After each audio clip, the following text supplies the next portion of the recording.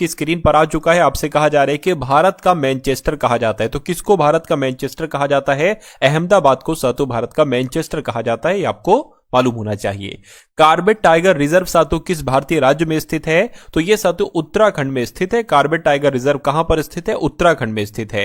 भीतरकनिका राष्ट्रीय उद्यान की अगर बात करें तो यह कहां पर स्थित है? केरल में, मेघालय में, गोवा में या ओडिशा में? तो यह ओडिशा में स्थित है सातों भीतरकनिका राष्ट्रीय उद्यान। आंसर आपका डी होगा। निम्नलिखित में से किस राज्य में श्रीविल्लीपुतुर हाथी अभ्यारण्य स्थित है? तो श्रीविल्लीपुतुर हाथी अभ्यारण्य की अगर हम बात करते हैं तो यह कहां पर स्थित है? यह तमिलनाडु में स्थित है। आंसर आपका सी होगा। उसके बाद देखिए, निम्नलिखित में से कौन बिहार के प्रमुख स्वतंत्रता सेनानी थे जो भारत के राष्ट्रपति भी बने? तो किनकी बात चल रही है? डॉक्टर राजेंद्र प्रसाद की बात चल रही है। राइट आंसर आपको ऑप्शन नंबर डी होगा इस सवाल का। उसके बाद देखिए, वियतनाम की राजधानी मुझे बताइए क्या है? तो वियतनाम की राजधानी की अगर बात करें तो हनोई जो है ना, ये वियतनाम की राजधानी है। और आंसर अगर आपका ए है तो बिल्कुल करेक्ट है। कहने की रियाल की अगर बात करें तो ये किस देश की मुद्रा है? तो रियाल कहां की मुद्रा है? मैं कहूंगा साथियों ब्राजील की मुद्रा है साथियों रियाल। सही जवाब आपको ऑप्शन नंबर सी होगा। उसके बाद देखिए, कहा जा रहा है कि इटली की मुद्रा मुझे बताइए क्या है? तो इटली में मुद्रा के रूप में क्या चलता है साथियों? यूरो चलता है। तो यूरो आपके इस क्वेश्चन का जवाब होगा। उसके बाद देखिए, आपसे कहा जा रहा है कि गंगा नदी के तट पर कौन सा शहर स्थित है? कौन सा शहर? मथुरा शहर, कानपुर शहर, आगरा शहर या कोटा? तो कानपुर शहर की अगर हम बात करें तो ये गंगा नदी के तट पर ही तो स्थित है। सही जवाब आपका ऑप्शन नंबर बी होगा। अलकनंदा नदी के तट पर कौन सा शहर स्थित है? अलकनंदा नदी की अगर हम बात करें तो बद्रीनाथ शहर की अगर बात करें तो यह अलकनंदा नदी के तट पर ही तो स्थित है साथियों बद्रीनाथ। आंसर आपको ऑप्शन नंबर ए होगा।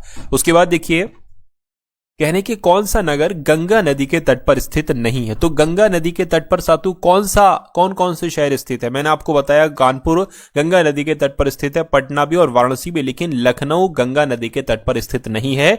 तो लखनऊ कौन सी नदी के तट पर स्थित है? एक बार कमेंट सेक्शन में आप लोग मुझे बताइए। निम्नलिखित में से किस नगर को स्वर्णिम द्वारका नगर कहा जाता है? तो स्वर्णिम द्वारका नगर सैन फ्रांसिस्को को कहा जाता है। क्या सैन फ्रांसिस्को को ही सातों स्वर्णिम द्वारका नगर कहा जाता है? अच्छा क्वेश्चन है। उसके बाद देखिए, अगला क्वेश्चन है, कह रहे कि ग्रेट व्हाइट वे और ब्रॉडवे के नाम से कौन सा नगर जाना जाता है? तो किसको जाना जाता है सातु? न्यूयॉर्क को ग्रेट व्हाइट वे या ब्रॉडवे के नाम से सातु जाना जाता है। मैजिक सिटी के नाम से सातु जाना जाता है। यानी कि किसको मैजिक सिटी कहा जाता है? आपको ध्यान रखना है, मोंटे कार्लो शहर को सातु मैजिक सिटी के नाम से जाना जाता है। अगला देखिए, भारत के जुड़वा शहर सातु किनको कहा जाता है? तो सिकंदराबाद और हैदराबाद कौन से ऑप्शन में हो? ऑप्शन नंबर सी वाले में है। तो इन दोनों शहरों को भारत का जुड़वा शहर के नाम से जाना जाता है, सिकंदराबाद और हैदराबाद को। ईसाई धर्मों में सबसे प्रसिद्ध चर्चों में से एक सेंट पीटर्स बेसिलिका, ये किस शहर में स्थित है? तो पता सातों ये वेटिकन सिटी में स्थित है। कहां पर? जो सेंट पीटर्स बेसिलिका है ये वेटिकन सिटी में स्थित है। उसके बाद देखिए, रेड स्क्वायर सातों कहां पर स्थित है? तो रेड स्क्वायर कश्मीर में है, मॉस्को में, बिल्कुल मॉस्को में ही है साथियों रेड स्क्वायर। ये आपको ध्यान रखना है, क्वेश्चन आपका इंपॉर्टेंट है। माउंट एवरेस्ट कहां पर स्थित है? भारत देश में, नेपाल में, चीन में या भूटान में? तो आपको ध्यान रखना है, नेपाल में स्थित है साथियों माउंट एवरेस्ट है। उसके बाद देखिए, एफिल टावर कहां पर स्थित है साथियों? एफिल टावर न्यूयॉर्क में है या लंदन में, पेरिस में या शिकागो में? तो आपका जवाब अगर ऑप्शन नंबर सी पेरिस है तो आपका जवाब बिल्कुल करेक्ट है। भारतीय मौसम विज्ञान संस्थान कहां पर स्थित है बताइए? तो ये अहमदाबाद में है, नई दिल्ली में है, कोलकाता में, सूरत में? तो आपका जवाब अगर बी है तो बिल्कुल सही होगा, यानी कि नई दिल्ली में ही भारतीय मौसम विज्ञान संस्थान स्थित है। बताइए, ऊंट अनुसंधान संस्थान कहां पर स्थित है? ऊंट अनुसंधान संस्थान जोधपुर में, बीकानेर में, बाड़मेर में, जैसलमेर में? तो बीकानेर में स्थित है साथियों ऊंट अनुसंधान संस्थान। दृष्टि विकलांग हेतु राष्ट्रीय संस्थान कहां पर? यह बहुत पूछा जाता है सातों सवाल। तो यह कहां पर स्थित है? यह देहरादून में स्थित है, दृष्टि विकलांग हेतु राष्ट्रीय संस्थान। उसके बाद देखिए, centre for DNA fingerprinting and diagnostic, ये अहमदाबाद में स्थित है या आपका कानपुर में, वाराणसी में या हैदराबाद में? तो ये हैदराबाद में स्थित है, centre for DNA fingerprinting and diagnostic. उसके बाद देखिए, कोलंबो किस देश की कार्यकारी और न्यायिक राजधानी है? तो कोलंबो की अगर बात करें, ये तो श्रीलंका देश की कार्यकारी और न्यायिक राजधानी है। सही जवाब आपका ऑप्शन नंबर डी होगा। उस देश का नाम बताइए जिसकी मुद्रा का नाम रुपया नहीं है। तो रुपया किस किस देश की साथियों है ना, ये आपको कुल मिला के बताना है। चलिए, तो अगर बात करते हैं साथियों, नेपाल की मुद्रा का नाम क्या है? नेपाल की मुद्रा साथियों, नेपाल की मुद्रा क्या है? रुपया है, ठीक है, कोई दिक्कत नहीं। पाकिस्तान की भी, पाकिस्तान में क्या चलता है? पाकिस्तान में भी साथियों यही चलता है ना। और श्रीलंका की अगर बात करें, यहां भी चलता है, लेकिन सवाल यह पैदा होता है म्यांमार में साथियों क्या चलता है, मतलब म्यांमार की मुद्रा क्या है? तो जरा सोच कर साथियों आप बताइए, यानी कि इन तीनों देशों में तो साथियों यहां की मुद्रा रुपया है, लेकिन अगर हम बात करते हैं साथियों म्यांमार की, तो म्यांमार की मुद्रा क्या है, क्यात है, ये आपको ध्यान रखना है। तो आंसर आपका अगर डी है तो बिल्कुल करेक्ट है। उसके बाद देखिए अगला क्वेश्चन आपकी स्क्रीन पर है, आपसे कहा जा रहा है कि श्रीलंकन राष्ट्र की पहली राजधानी कौन सी थी। तो यहां पर आपका जवाब जो होगा वो अनुराधापुरा हो जाएगा, यानी कि श्रीलंकन राष्ट्र की पहली राजधानी अनुराधापुरा थी। गुरुद्वारा पंजा साहिब भारत के किस पड़ोसी देश में स्थित है। तो पता साथियों कहां पर स्थित है, ये पाकिस्तान में है। गुरुद्वारा पंजा साहिब कहां पर है, पाकिस्तान में स्थित है। अगला देखिए यूनेस्को का विश्व विरासत स्थल खजुराहो, ये कहां पर स्थित है। तो खजुराहो की अगर बात करें, ये तो आपको मालूम होना चाहिए, मध्य प्रदेश राज्य में स्थित है खजुराहो। अगला क्वेश्चन देखिए, जयपुर में एक महल है जिसे सवाई प्रताप सिंह ने बनवाया था, उस महल का नाम आपसे यहां पर पूछा जा रहा है। तो वो कौन सा महल है, वो महल है हवा महल, और इसको सवाई प्रताप सिंह के द्वारा बनवाया गया था। ये जयपुर में स्थित है, राजस्थान के। लगातार 2 ओलंपिक पदक जीतने वाली एकमात्र भारतीय महिला खिलाड़ी साथियों कौन है, इनका नाम आपसे पूछा जा रहा है। तो इनका नाम पीवी सिंधु है। ये लगातार 2 बार ओलंपिक पदक जीतने वाली एकमात्र भारतीय महिला खिलाड़ी हैं। अगला देखिए, ऑफ ब्रेक शब्द का प्रयोग निम्नलिखित में से किस खेल में किया जाता है। तो ये क्रिकेट के खेल में साथियों इस्तेमाल होता है ये शब्द, जिस शब्द की अगर बात करें ऑफ ब्रेक नामक शब्द। उसके बाद देखिए, सुल्तान जौहर कप के साथ जुड़ा हुआ है कौन से खेल में साथियों सुल्तान जौहर कप दिया जाता है। तो आपका जवाब जो होना चाहिए वो ऑप्शन नंबर ए यानी कि हॉकी होना चाहिए। हॉकी के खेल में सुल्तान जौहर कप दिया जाता है। 16 यार्ड हिट शब्द किस खेल से जुड़ा हुआ है। तो अगर फील्ड हॉकी की अगर हम बात करें तो फील्ड हॉकी से जुड़ा हुआ है साथियों 16 यार्ड हिट। उसके बाद देखिए, महाराजा रणजीत सिंह गोल्ड कप ये कौन से खेल में दिया जाता है। तो इसकी अगर बात करें ये भी साथियों हॉकी के खेल में ही दिया जाता है, महाराजा रणजीत सिंह गोल्ड कप। उसके बाद देखिए साथियों मुरुगप्पा गोल्ड कप ये किस खेल में दिया जाता है। तो यहां पर अगर बात करें ये साथियों हॉकी के खेल में दिया जाता है, मुरुगप्पा गोल्ड कप। आंसर आपका सी होगा। अंतर्राष्ट्रीय ओलंपिक समिति का मुख्यालय आपसे पूछा जा रहा है कहां पर स्थित है, वियना में, लुसाने में, जेनेवा में या मैड्रिड में। तो ये लुसाने में स्थित है। कहां पर स्थित है, अंतर्राष्ट्रीय ओलंपिक समिति का मुख्यालय लुसाने में स्थित है। भारत की पहली महिला शतरंज ग्रैंड मास्टर साथियों कौन है, इनका क्या नाम है। तो इनका नाम है एस विजय लक्ष्मी, और ये भारत की पहली महिला शतरंज ग्रैंड मास्टर हैं। उसके बाद देखिए, मैग्नस कार्लसन ये किस खेल से संबंधित हैं। तो पता साथियों किस खेल से संबंधित है, ये शतरंज के खेल से संबंधित है मैग्नस कार्लसन। आंसर आपका सी होगा। अंतर्राष्ट्रीय योग दिवस की अगर बात करें तो ये किस दिन मनाया जाता है। 21 जुलाई को मनाया जाता है, 23 अप्रैल को, 21 सितंबर को या 21 जून को। तो आपको ये मालूम होना चाहिए अंतर्राष्ट्रीय योग दिवस तो 21 जून को मनाया जाता है। सही जवाब आपको ऑप्शन नंबर डी होगा। भारत में प्रत्येक वर्ष संविधान दिवस साथियों कब मनाया जाता है, आपको बताना है। 26 नवंबर को, 30 नवंबर को, 15 अक्टूबर को या साथियों 2 अक्टूबर को। तो आपका जवाब अगर 26 नवंबर है तो आपका जवाब बिल्कुल करेक्ट है। अगला क्वेश्चन देखिए, निम्नलिखित में से किस दिन खेल दिवस मनाया जाता है। तो खेल दिवस की अगर बात करें 22 अप्रैल को, 26 जुलाई को, 29 अगस्त को, 2 अक्टूबर को। तो जो लोग का भी आंसर ऑप्शन नंबर सी है तो बिल्कुल करेक्ट है, यानी कि 29 अगस्त को खेल दिवस के रूप में मनाया जाता है। प्रसिद्ध क्रिकेटर सुनील गावस्कर इनमें से किस पुस्तक के लेखक हैं। तो सुनील गावस्कर की अगर हम बात करते हैं तो एक पुस्तक है रन्स एंड ड्रॉइंग्स। इस पुस्तक के लेखक कौन है साथियों, क्रिकेटर सुनील गावस्कर हैं। उसके बाद देखिए, इनमें से किसने द अवस्थीज ऑफ आम नगरी है ना, द अवस्थीज ऑफ आम नगरी नाम का उपन्यास लिखा था। तो ये किसने साथियों लिखा, ये शुभा शर्मा के द्वारा लिखा गया था। इस उपन्यास का नाम आप लोग याद रखेंगे, द अवस्थीज ऑफ आम नगरी। उसके बाद देखिए, किसकी आत्मकथा का शीर्षक सनी डेज है। तो सनी डेज की अगर हम बात करें तो ये सुनील गावस्कर की आत्मकथा का शीर्षक है जिसका नाम है सनी डेज। उसके बाद देखिए, अनब्रेकेबल किसकी आत्मकथा है। तो अनब्रेकेबल की अगर बात करें तो ये मैरी कॉम की आत्मकथा है। किसकी आत्मकथा है अनब्रेकेबल, ये मैरी कॉम की आत्मकथा है। उसके बाद देखिए, आइडल्स पुस्तक के लेखक कौन है। तो आइडल्स पुस्तक के लेखक कौन है, सुनील गावस्कर ही साथियों आइडल्स नामक पुस्तक के लेखक हैं। सही जवाब आपका ऑप्शन नंबर सी होगा। उसके बाद देखिए, 2 महाकाव्य हैं, एक तो रघुवंशम और एक कुमार संभवम। ये किसके द्वारा साथियों, किसके द्वारा लिखित रचनाएं हैं, ये आपसे पूछा जा रहा है। तो ये किसकी रचना है साथियों, रघुवंशम भी और कुमार संभवम भी ये कालिदास की रचना है। ये इंपॉर्टेंट क्वेश्चन है, आपको याद रखना है। भारतीय सम्राट हर्ष की जीवनी हर्षचरित ये किसके द्वारा लिखी गई थी? क्या ये वाल्मीकि के द्वारा लिखी गई थी, रविन्द्रनाथ टैगोर के द्वारा लिखी गई थी, बाणभट्ट के द्वारा लिखी गई थी? तो ये तो साथियों बाणभट्ट के द्वारा लिखी गई थी। सही जवाब आपका ऑप्शन नंबर सी होगा। हुमायूं नामा किसने लिखी थी आपसे पूछा जा रहा है। हुमायूं ने, गुलबदन बेगम ने, बाबर ने या अकबर ने? तो गुलबदन बेगम के द्वारा साथियों हुमायूं नामा की रचना की गई थी। सही जवाब अगर आपका बी है तो बिल्कुल करेक्ट है। उसके बाद देखिए कह रही है इनमें से किस देश में चाबहार बंदरगाह बन रहा है? तो चाबहार बंदरगाह साथियों कहां पर है? मैं कहूंगा ईरान में है चाबहार बंदरगाह। सही जवाब आपका ऑप्शन नंबर सी होगा। प्राचीन बंदरगाह सोपारा निम्नलिखित में से किस राज्य में स्थित है? तो अगर हम बात करते हैं महाराष्ट्र की, तो महाराष्ट्र राज्य में ही सोपारा बंदरगाह स्थित है। सही जवाब आपका सी होगा। निम्नलिखित विकल्पों में से भारत का सबसे व्यस्त अंतर्राष्ट्रीय बंदरगाह कौन सा है? तो आपको ध्यान रखना है साथियों, मुंबई बंदरगाह की अगर बात करें तो ये भारत का सबसे व्यस्त अंतर्राष्ट्रीय बंदरगाह है। उसके बाद देखिए अगला क्वेश्चन आपकी स्क्रीन पर है। आपसे कहा जा रहा है कि नेताजी सुभाष चंद्र बोस अंतर्राष्ट्रीय हवाई अड्डा कहां पर स्थित है? तो कोलकाता में स्थित है। आंसर आपका बी होगा। भारत का सर्वाधिक ऊंचाई पर स्थित हवाई अड्डा कौन सा है? तो आपको ध्यान रखना है लेह हवाई अड्डे की अगर बात करें तो यह भारत का सर्वाधिक ऊंचाई पर स्थित हवाई अड्डा है।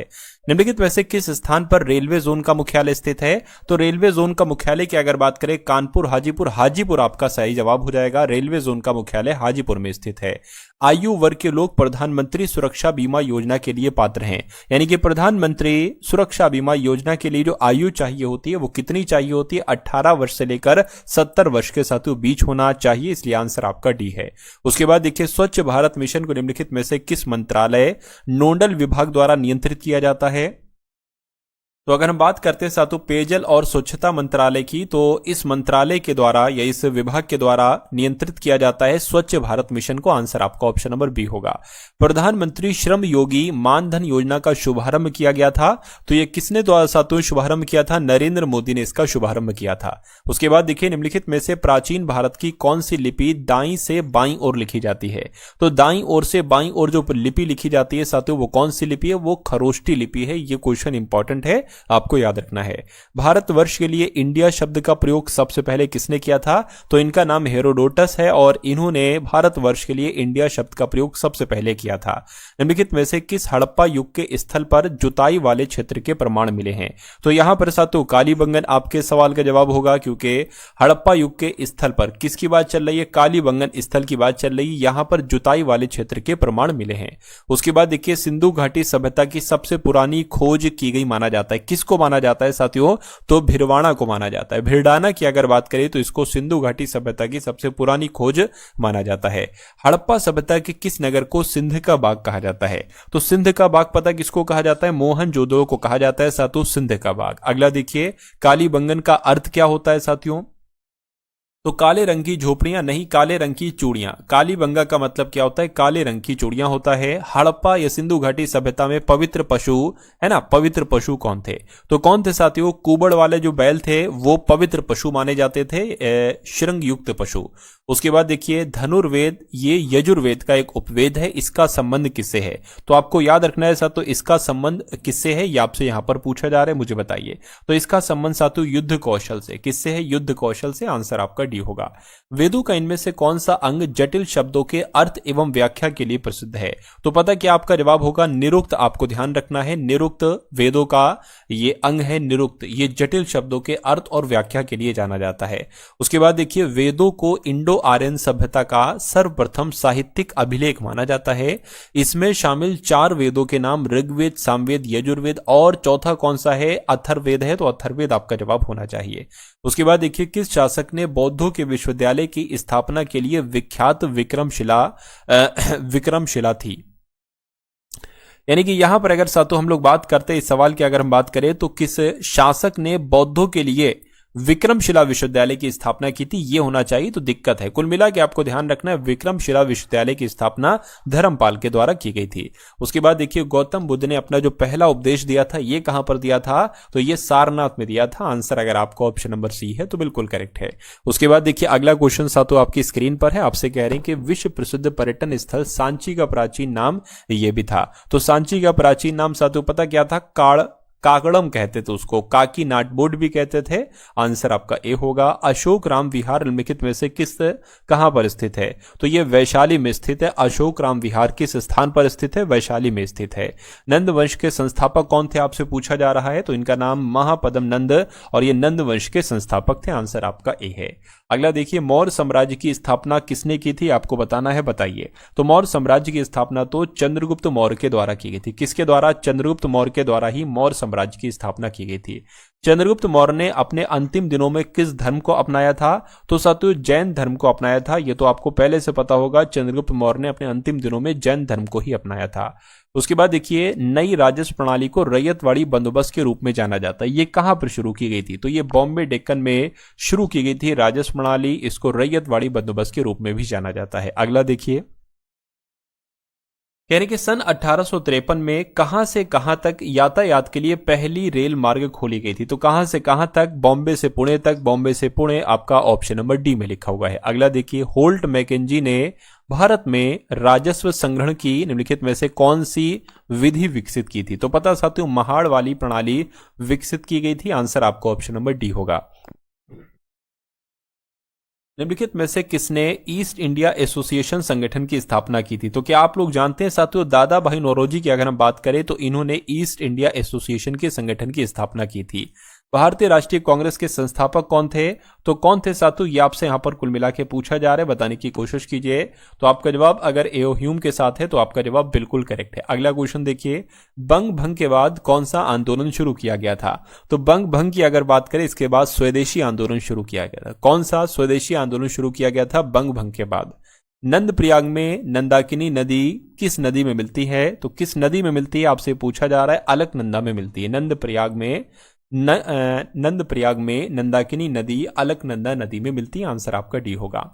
हिमाचल प्रदेश से होकर बहने वाली नदियां कौन सी हैं? तो कौन सी साथियों नदियां हैं? व्यास चिनाब, व्यास रावी, चिनाब रावी सतलुज या व्यास चिनाब रावी सतलुज यमुना? तो आपके सवाल का जवाब जो होगा वो ऑप्शन नंबर डी होगा, यानी कि हिमाचल प्रदेश से होकर बहने वाली नदियां व्यास नदी, चिनाब रावी, सतलुज नदी और यमुना नदी हैं। भारत के पहले रेलवे विश्वविद्यालय का नाम आपसे पूछा जा रहा है, तो आपको ध्यान रखना है भारतीय रेल एवं परिवहन संस्थान। ये क्या है? ये भारत के पहले रेलवे विश्वविद्यालय का नाम है। भारत की पहली इंजन रहित रेलगाड़ी का नाम क्या है साथियों, आपसे पूछा जा रहा है। तो पता क्या नाम है? वंदे भारत एक्सप्रेस है। वंदे भारत एक्सप्रेस ही भारत की पहली इंजन रहित रेलगाड़ी का नाम है। चंद्रग्रहण तब होता है, तो कब होता है चंद्रग्रहण? सूर्य, चंद्रमा और पृथ्वी एक सीध में नहीं होते हैं।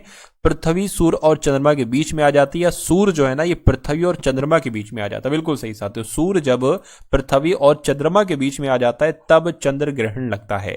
अगला देखिए, बृहस्पति का अध्ययन करने वाला उपग्रह की अगर बात करें कौन सा है? तो कौन सा है साथियों? वायेजर प्रथम है। वायेजर प्रथम आपके इस सवाल का बिल्कुल सही जवाब होगा। कौन सा ग्रह अपनी धुरी पर घूमते हुए सबसे कम समय में चक्कर पूरा करता है? तो पता किसकी बात चल रही है? बृहस्पति ग्रह की बात चल रही है। बृहस्पति ग्रह आपके सवाल का जवाब है।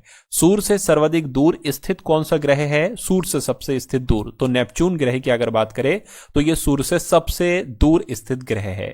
बागानी कृषि के तहत श्रीलंका में पहली बार किस फसल की खेती की गई थी? तो पता साथियों, कॉफी की खेती की गई थी। बागानी कृषि के तहत श्रीलंका में पहली बार कॉफी की खेती की गई थी।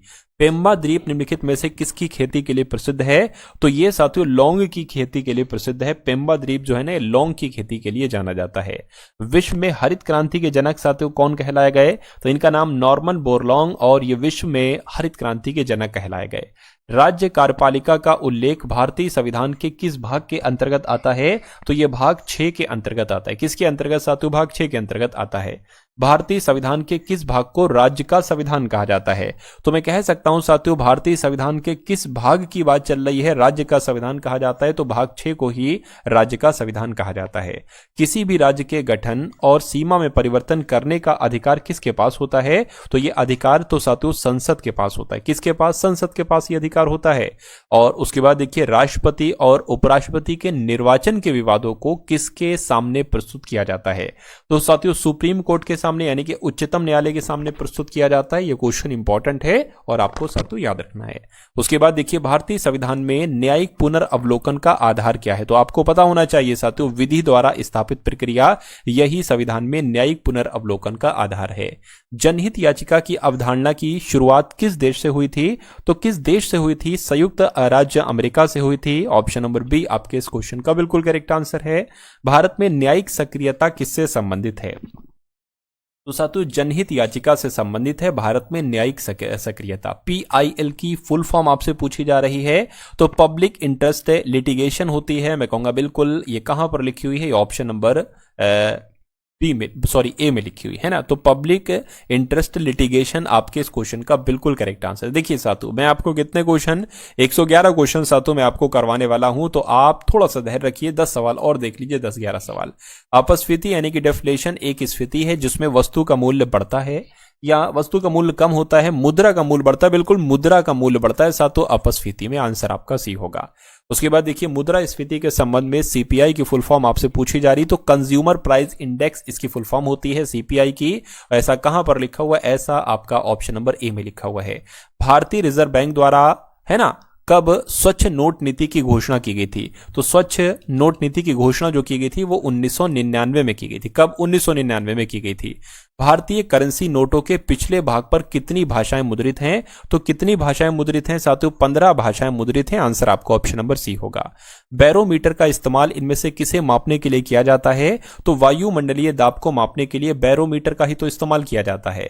दाब का मान प्राप्त करने के लिए आप द्रव में प्रणोद को किससे विभाजित करेंगे, तो पता साथियों क्षेत्रफल से विभाजित किया जाएगा। दाब का मान प्राप्त करने के लिए द्रव में प्रणोद को क्षेत्रफल से विभाजित किया जाएगा। रदरफोर्ड द्वारा किए गए किस प्रयोग ने नाभिक के अस्तित्व को साबित कर दिया, तो मैं कह सकता हूं साथियों गोल्ड फाइल प्रयोग आपके इस क्वेश्चन का जवाब होगा, है ना। उसके बाद देखिए अगला क्वेश्चन, कणों की तरंग प्रकृति किसने स्थापित की, तो इनका नाम डी ब्रोगली है और इन्होंने कणों की तरंग प्रकृति स्थापित की। उसके बाद देखिए कार्बन, हीरा, ग्रेफाइट को एक साथ क्या कहा जाता है, तो इसको अपरूप कहा जाता है यानी कि एलोट्रॉप्स इसको कहा जाता है। अगला देखिए कांसा मिश्र धातु है तांबे और किसकी, टिन की, एल्यूमिनियम की, चांदी की, निकल की, तो कांसा जो मिश्र धातु है वो तांबे और टिन की है। 18 कैरेट सोने में तांबा या चांदी जैसी अन्य धातुओं का प्रतिशत कितना होता है, तो साथियों पता कितना होता है, 25% होता है। 25% आपके इस क्वेश्चन का बिल्कुल करेक्ट आंसर हो जाएगा। तो ये तो साथियों 111 क्वेश्चन आपके यहां पर हो गए। अब एक क्वेश्चन मैं आपको साथियों कमेंट सेक्शन में बताने के लिए दे देता हूं और इस सवाल का जवाब आपको कमेंट में बताना है कि एटम बम का आविष्कार किसके द्वारा किया गया था। तो ये क्लास आपको कैसी लगी एक बार कमेंट सेक्शन में आप लोग जरूर बताइएगा।